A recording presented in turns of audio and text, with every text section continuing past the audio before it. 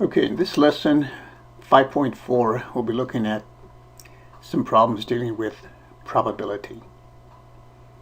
Now we'll be looking at probability from a basic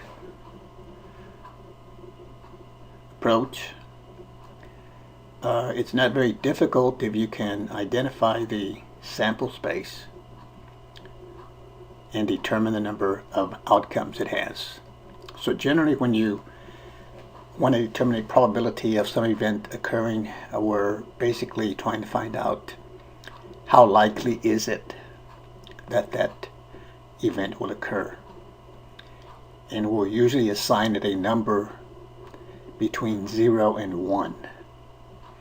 Now normally the number will be a decimal or a fraction. Sometimes you could use a percent. Sometimes you hear the weathermen say the chances of rain are 20%. That can translate to 0.2, so that's a number between 0 and 1. So basically then, if E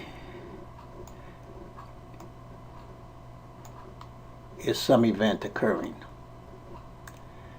that could be the event that you pass a certain course with a C or higher, or did you attend a certain ball game or whatever. Then we say that the probability of that event, so I use P of E,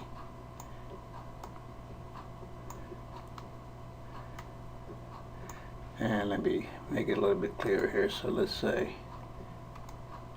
the event E, so the probability of event E occurring would be written P of E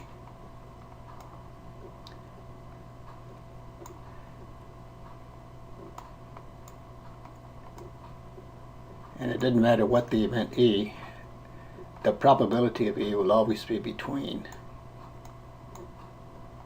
0 and 1 for any event. So probability can equal to 0. So when you say the probability of some event is 0, that means it's not going to happen. If you say the probability of a certain event occurring is 1, then that means the event is certain to happen. Anything else will be between 0 and 1. So the closer the value is to 1, the more likely the event will occur. The closer the value is to 0, the less likely the event will occur.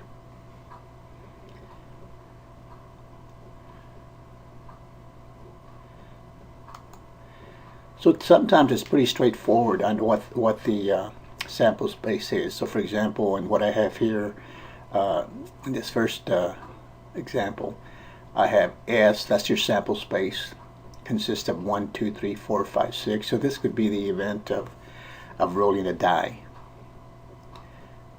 The sides of the die are labeled 1, 2, 3, 4, 5. So if you roll the die, you're either going to get a 1 or a 2 or a 3, a 4, a 5, or a 6. And we're assuming that each of those is equally likely. So if you throw the dice or the die a large number of times, say 1,000, then 1/6 of the time you're going to get a 1, 1/6, a 2, then a 3, 4, 5, 6. That might not be exact. The more you throw it, the more likely that that's going to occur. Now if you roll two dice, then there's 36 outcomes. All right, the first die can have 6 outcomes, 1 through 6. The second one, 1 through 6. So in that case, and you could get a 1 on the first die,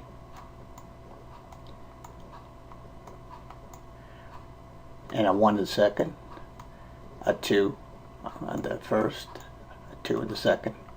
Okay. A 3 and a 3, a 4 and a 4, a 5 and a 5, a 6 and a 6, and so on. Or it could be the first one could come up 1, the second one 2, or vice versa, 2, 1. So if you go through all the different possibilities, that's 36 outcomes.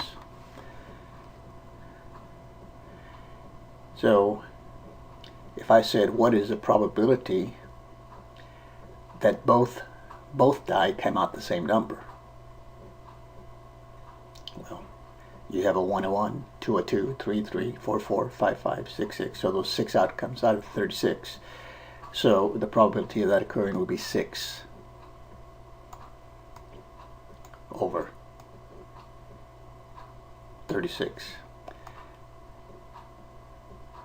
So the probability would be 1, 6. Okay, but there's 36 outcomes. If you're playing with a standard deck of 52 cards, then your sample space consists of the 52 cards. So if I say, what is the probability of getting an ace? Well, there's 4 aces in the deck. So 4 over 52. So if I draw one card at random from the 52, then the probability of getting an ace is 1 over 13.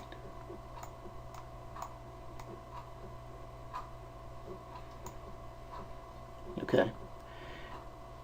If you play the lottery, let's say the Texas lottery, or I believe you select from 54 numbers,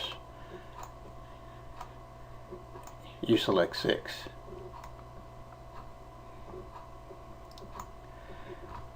And if the 6 come out when the drawing comes out, of course, you win the lottery. But how many combinations is that? So this would be the formula that I went over in an earlier video. Number of combinations of 54 things, in this case numbers, taken 6 at a time. And that, if you use your calculator, is going to be 25 million 827,000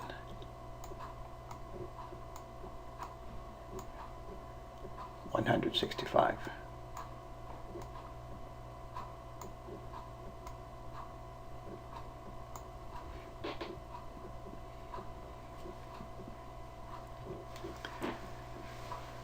So buying one ticket, you don't have a high probability of winning. It's just going to be 1 over the 25 million 827 165.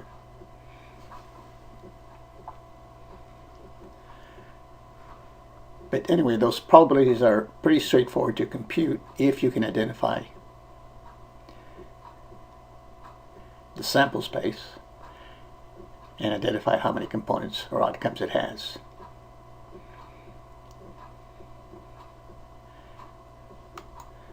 So in the example that I have here, I'm rolling a die, so the outcomes are listed there, and I have event 1. So the event 1 then corresponds to, I roll the die, I get a 1. And the next one, this would be E2 here. This would be a 2 here. This should be 3. So event E sub 2 is the event that I roll the die and I get an even number. That is a 2, a 4, or a 6.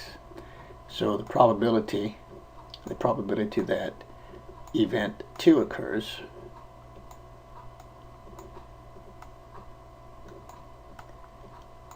is 3. It's 3 out of the 6 outcomes. That's the way it works. 3 out of 6. So it's 3 over 6, or 1/2.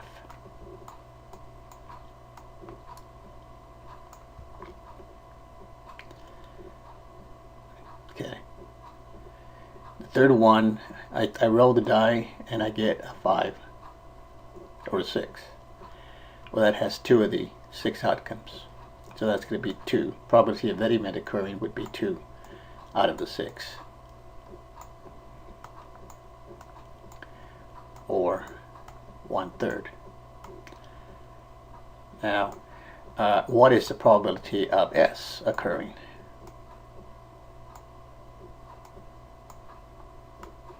That is, what if I roll the die, what is the probability of getting a 1, a 2, a 3, a 4, a 5, or a 6? Well, it's 6 out of the 6.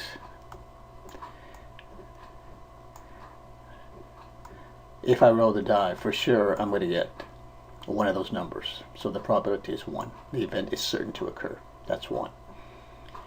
But if I say, what is the probability of getting a 7 when I roll the die? Well, 7 is not included in any, as a component of the sample space, so that would be 0 out of the 6. So the probability there would be 0. So that's just an illustration of why the probability is contained between 0 and 1.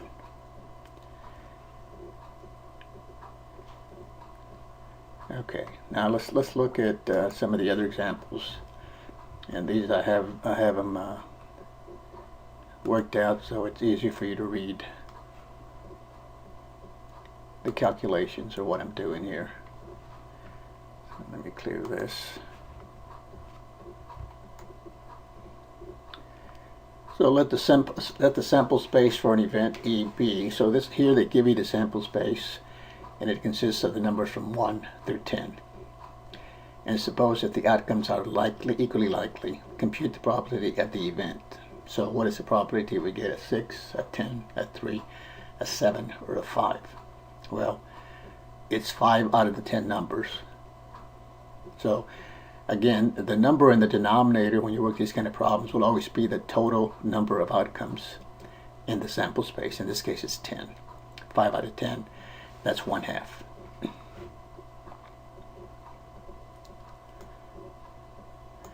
The next one, suppose that an urn contains 5 white marbles, 11 black marbles, and 4 green marbles. Well, that's a total of 20. So it states if 1 marble is selected, determine the probability that it is green. So the total is 20. That's what's going to go in the denominator. And 4 of them are green. So it's 4 over 20. Reduce it to 1/5. So again, when you're computing probabilities, if you don't get a number between 0 and 1, including the 0 or the 1, then you've done something wrong. Okay, can't get a number larger than 1, and you can't get a number less than 0 if you're dealing with probabilities. Now, number 3 actually deals with a formula very similar to one that I did in an earlier lesson dealing with the cardinality of a set, which means finding the components, the number of elements in a set. Pretty much the same thing. So this one says the probability of the event P of A union B. So the probability that A or B occurs. And they give you the probability of A. They give you the probability of B occurring. And they give you the probability that both events occur. Remember, if both events cannot occur at the same time, then the probability of A intersect B would be 0. Now, this is your standard formula. P of A union B will always equal to P of A plus P of B minus P of the intersection. Okay. Now, if A and B cannot occur at the same time, then P of A intersect B will be 0. But in this case, we write the formula. We're given P of A, 0.35. We're given P of B, 0.43. We're given the probability of the intersection for both occurring is 0.11. So do the computation here, and you get 0.67. Now, they could have given any one of the others, and you could have found the missing one. So they could have given you the P of A union B, P of A, and maybe P of B would be missing. You do the same thing and just solve for that particular one.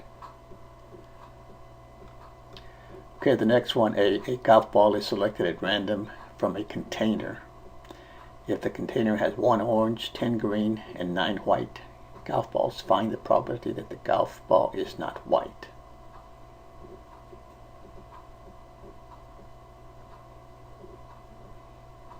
Okay, so again, we add up the total and we get 20. So that goes in the denominator. So we want to find the probability that the golf ball selected is not white. Well, there's 9 white, so that means out of the 20, 11 are not white.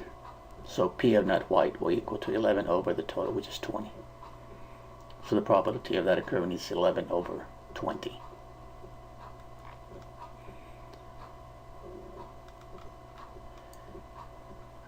Okay.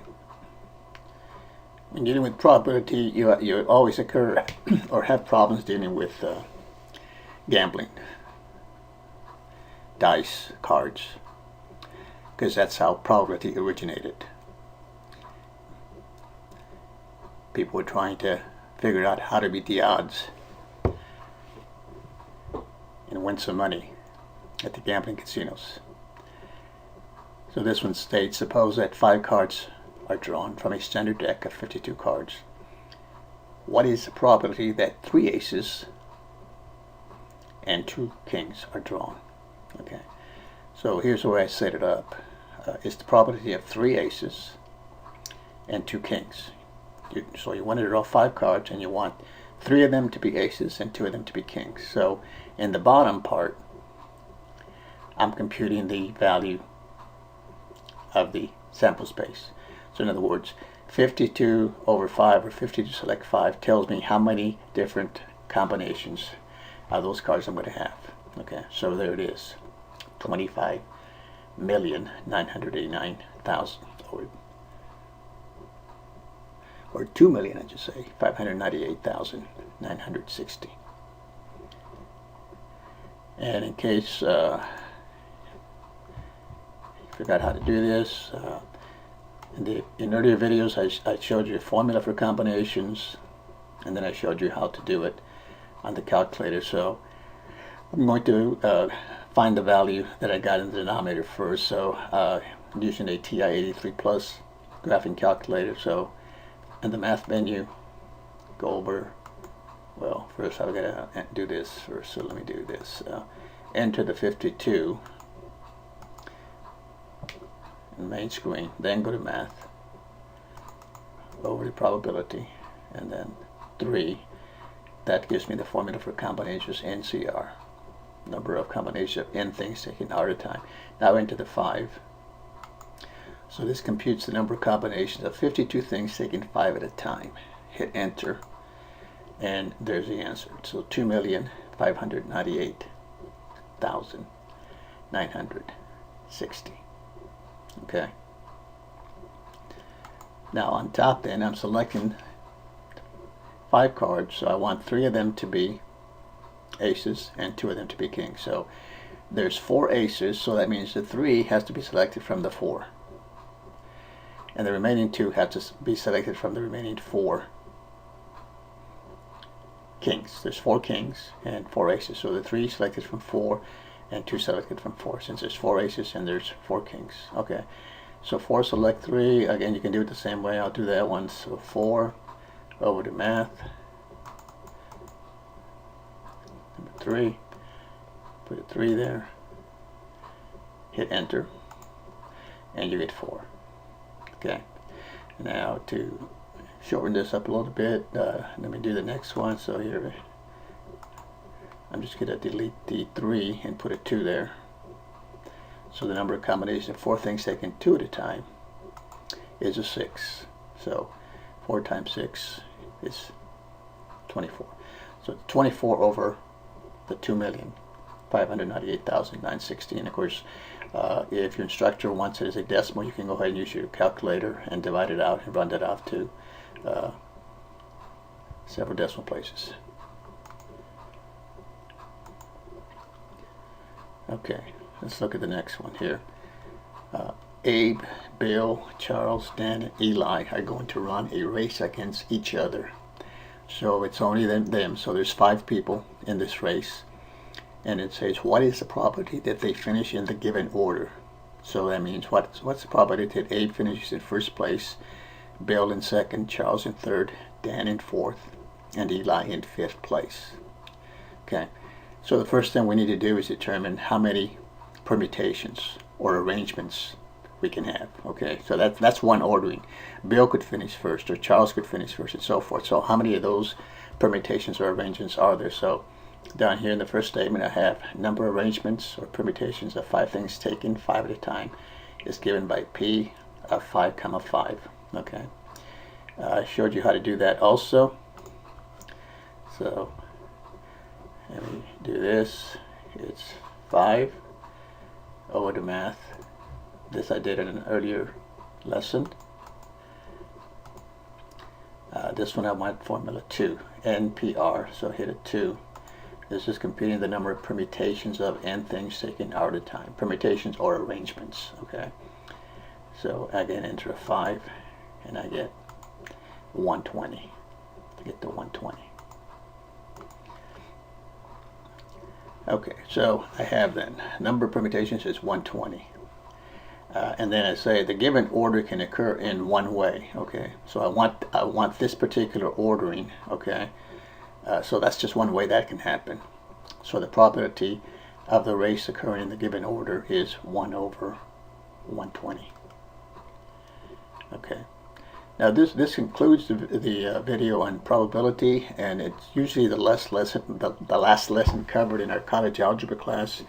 I may, however, give another lesson on a more advanced probability later on, but for now this pretty much concludes the lessons on college algebra.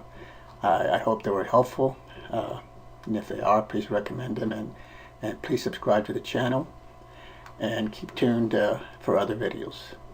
We'll see you next time.